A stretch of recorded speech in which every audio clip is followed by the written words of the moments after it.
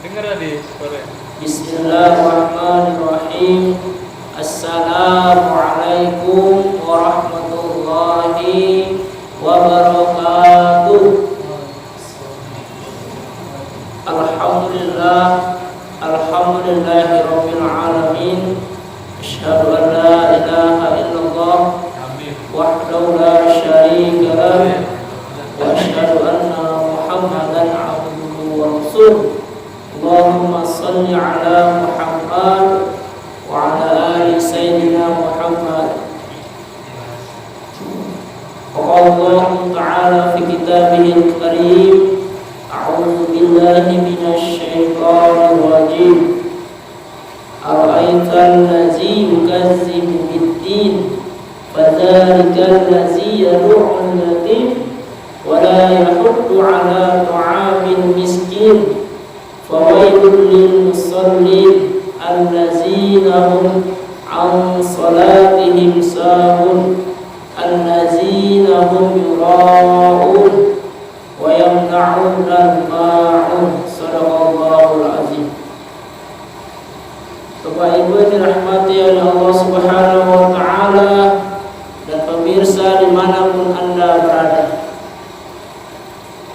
Sebelum memulai tadabbur Al-Quran ini, surah Al-Ma'un, saya ingin bertanya kepada Bapak Ibu semua, bagaimana kabarnya Bapak Ibu semua? Sehat? Alhamdulillah. Pemirsa juga, bagaimana kabarnya? Alhamdulillah. Mudah-mudahan sehat juga. Dan pemirsa bagi yang sakit, semoga cepat Allah sembuhkan. Amin. Bapak Ibu dirahmati Allah Subhanahu wa taala, pertama-tama kita harus selalu mengucapkan puja syukur kita kepada Allah Subhanahu wa taala dengan mengucapkan alhamdulillahirabbil alamin. Di mana kita masih mendapatkan kenikmatan hidup, nikmat sehat, dan juga bisa hadir dalam kajian tadabbur Al-Quran ini. Juga pemirsa bisa menonton video ini. Mudah-mudahan kita semua Allah golongkan menjadi orang-orang beriman. Amin. Amin ya rabbal alamin.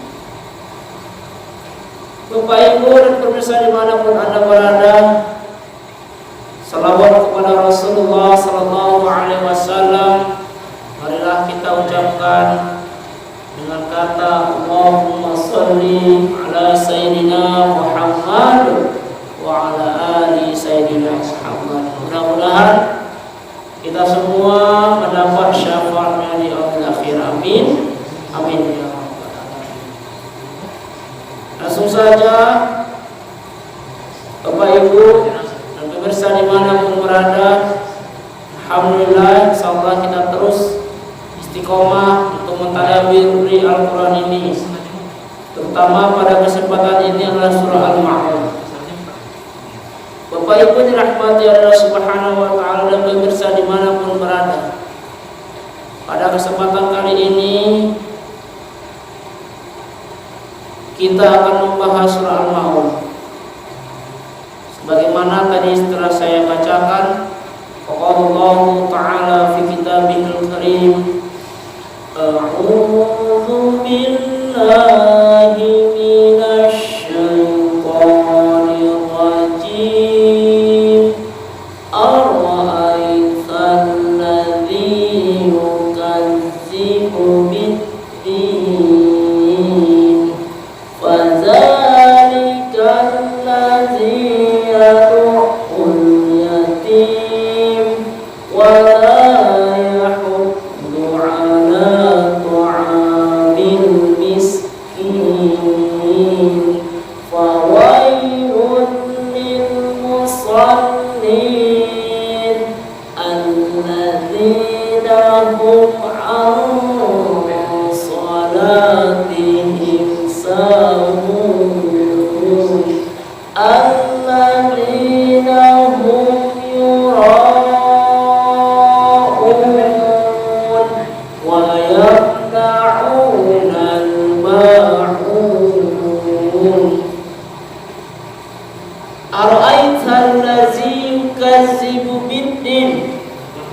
Bapak Ibu dirahmati Allah Subhanahu wa taala dan pemirsa dimanapun Anda berada, Allah mengatakan ara'aital ladzi, tahukah kamu orang yukazzi biddin, yang mendustakan biddin, agama Allah. Ada juga tafsir menjelaskan arti biddin itu adalah hari pembalasan. Tahukah kamu orang-orang yang mendustakan agama Allah, ataukah tahukah kamu orang-orang yang mendustakan hari pembalasan? Ara'aital ladzi yukazzibu fadzalikal ladzi yad'ul yatim. Fadzalikal ladzi, yaitu orang-orang yad'ul yatim. Yad'ul itu artinya menghardik, menghina yatim, anak-anak ya yatim. Wala yahuddu ala ta'amil miskin. Wala yahuddu, dan tidak mendorong dan tidak memotivasi. Yahuddu itu artinya mendorong. Wala yahuddu, dan tidak mendorong dan tidak memotivasi. Wala yahuddu ala ta'am, memberi makan miskin, orang-orang miskin. Jadi itu kata Allah, Bapak Ibu pemirsa dimanapun Anda berada, Allah sudah menyampaikan bahwasanya siapakah orang-orang yang mendustakan agama Allah. Yang pertama adalah yang menghardi anak yatim. Yang kedua apa? Orang-orang yang tidak memotivasi orang lain atau diri dia sendiri untuk memberi makan orang miskin. Siapa lagi Bapak Ibu pemirsa dimanapun Anda berada? Orang-orang yang mendustakan agama Allah. Allah sambung lagi di ayat berikutnya, fawailul lil musallin, celakalah orang-orang yang sholat. Nah, harus disambung Bapak Ibu. Orang-orang sholat itu ternyata juga itu mendustakan agama Allah. Tapi apa syarat-syaratnya? Kata Allah. Disambung lagi ayat berikutnya,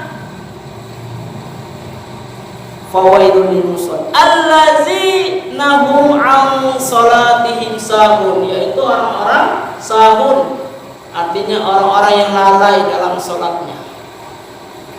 Banyak tafsir termasuk Ibnu Katsir mengatakan orang-orang yang lalai ini adalah orang-orang yang mengulur-ulur waktu.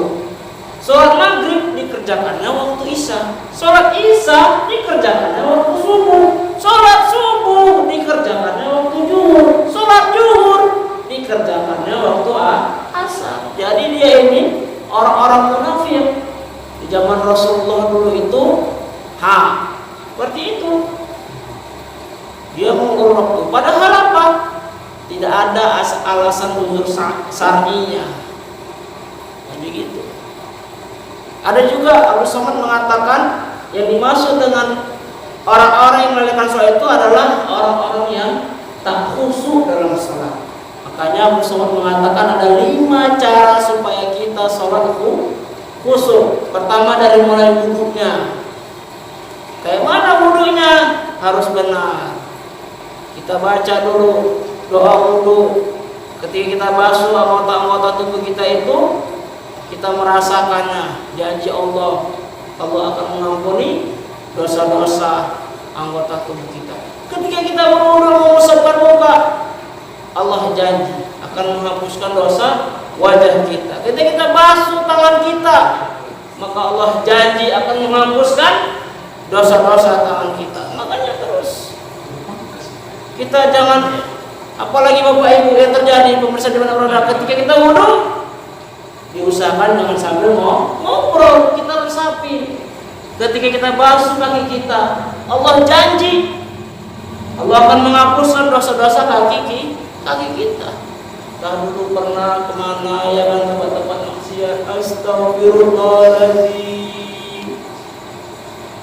Bapak Ibu, ini rahmat Allah Subhanahu wa ta'ala, dan pemirsa dimanapun berada, mohonlah kita kepada Allah. Ya Rabb, ya Tuhan kami, dulu kaki kami ini banyak kali dosa ya Rabb, uang banyak, gak ada utang, kami jahat datang tempat-tempat maksiat, diskotik segala macam ya Rabb.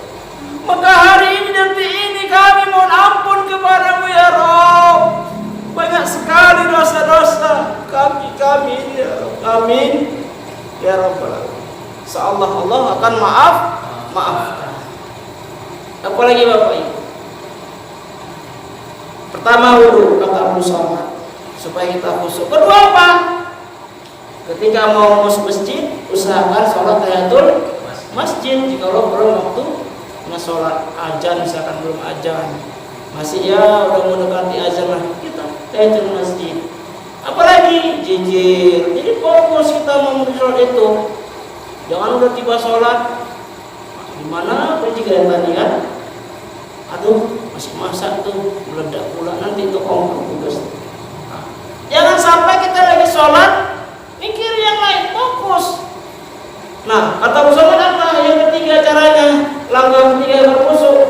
Kita maknanya kita resapi, kita bertakbir Allahu Akbar, Allah Maha Besar. Kita ini kecil. Apalagi setiap kata-kata yang baca kita baca dalam surat itu kita harus resapi, tahu, kita paham artinya. Ya kan, ketika kita membaca apalagi ruku, sujud, apalagi duduk di antara dua sujud, kita resapi artinya. Apalagi kita duduk di antara dua sujud, ya kan? Kita resapi, subhanallah, banyak sekali manfaat. Nah, lanjut. Allazina hum yura'un, kata Allah. Siapa lagi yang merusak agama Allah itu? Itu orang-orang yang ria. Nah, makanya asbabun nuzul surat ini, terutama ayat 4 sampai 7, ketika zaman Rasul itu ada orang-orang munafik, agamanya Islam, tapi dia untuk beribadah itu terutama sholat agar dibilang orang alim. Dia sholat itu supaya pamer sama orang. Gak ada orang munafik itu yang Rasulullah nggak mau dia sholat. Ada orang nih, ngapain aku sholat? Itu orang munafik. Makanya itu juga bisa terjadi zaman sekarang. Sholat dia karena ingin dibilang orang alim, sholat dia karena ingin dia terkenal dan lain sebagainya. Ini ya pemuda bilangin mana ini sholat di masjid. Supaya dibilang pemuda yang alim. Gitu.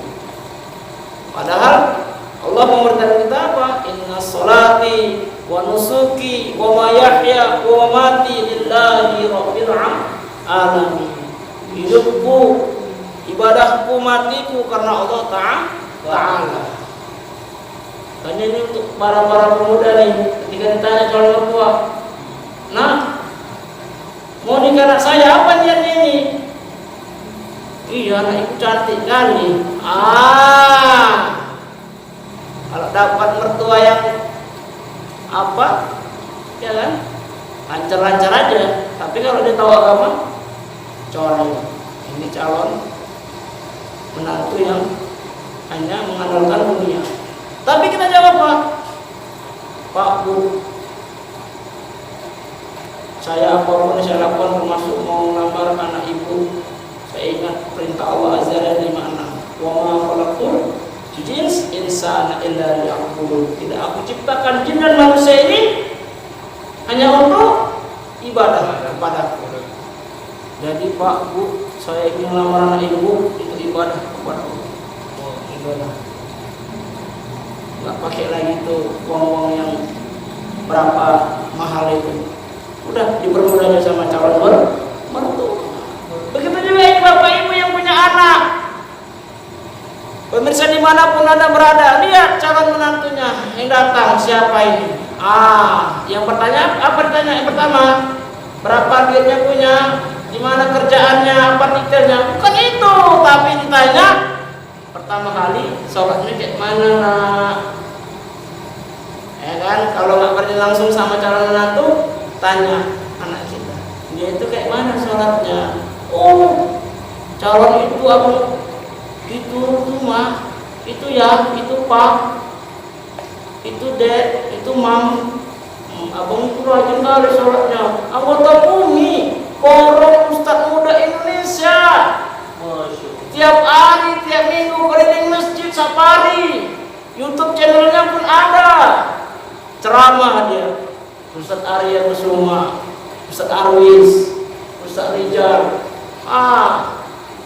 Insya Allah sholat subuh di masjid.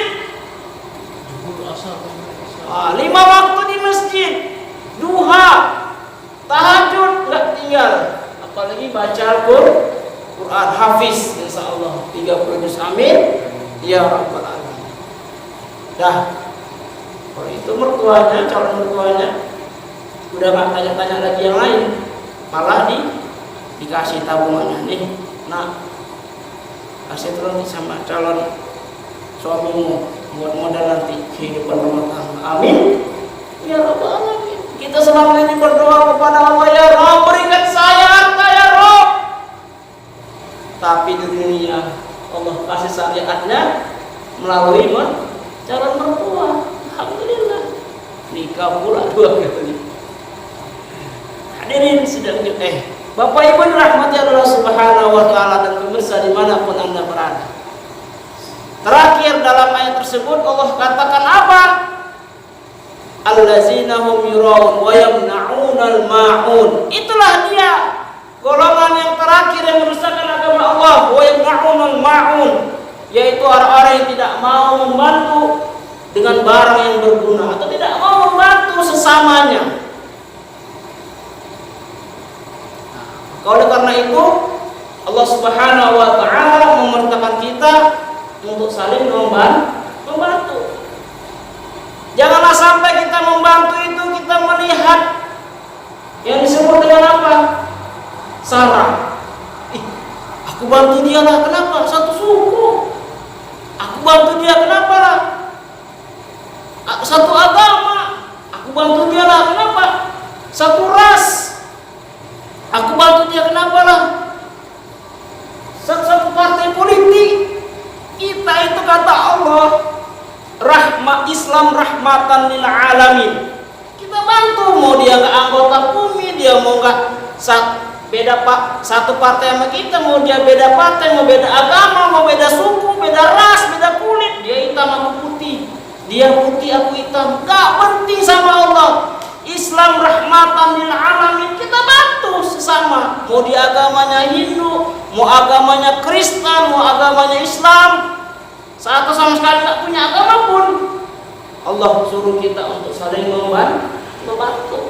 Makanya apa kata Allah di dalam hadis Rasulullah Sallallahu Alaihi Wasallam, khairun nas anfa'uhum linnas. Sebaik-baik manusia itu siapa? Yang bermanfaat bagi orang lain.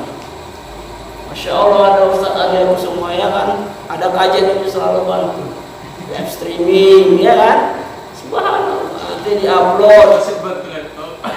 Ustaz Rijal nanti insya Allah ngisi kajian juga, Ustaz Arwis isi kajian. Jadi hidup ini agama Allah. Insya Allah kita menjadi orang-orang yang intansurullah yang suruh. Barang siapa yang menolong agama Allah, maka Allah akan menolong dia. Itu janji Allah, Muhammad ayat 7. Bapak Ibu dirahmati Allah Subhanahu wa taala, pemirsa dimanapun Anda berada, kita simpulkan saja ya.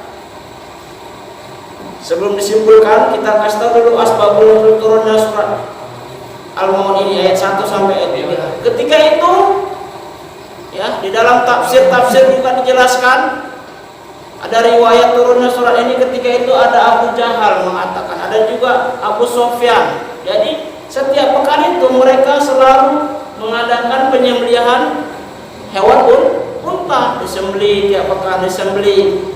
Jadi datanglah seorang anak yatim, minta, Pak katanya, mintalah kepada Abu Sufyan ini. Minta apa? Mintalah daging kurbannya, daging untanya ini. Maka apa? Orang tersebut menghardi anak yatim tersebut, maka turunlah surat ini. Sedangkan ayat berikutnya ayat 4 sampai ayat 7 itu adalah menceritakan tentang orang-orang munafik. Dia Islam tapi dia malas untuk sholat. Kalaupun dia rajin sholat karena ingin dibilang orang soleh, orang alim. Kalaupun dia sholat juga, dia suka mengulur waktu, tidak khusyuk. Mudah-mudahan ya, bahkan dia juga enggan untuk menolong sesama.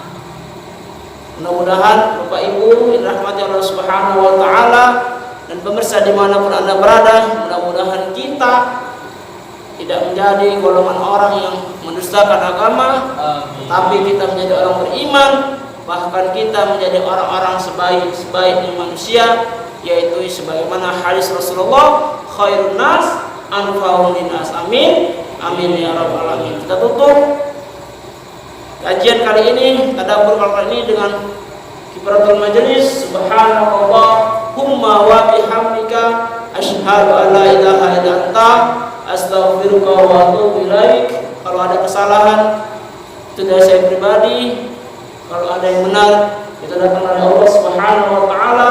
Billahi taufiq wal hidayah. Wassalamu alaikum warahmatullahi wabarakatuh.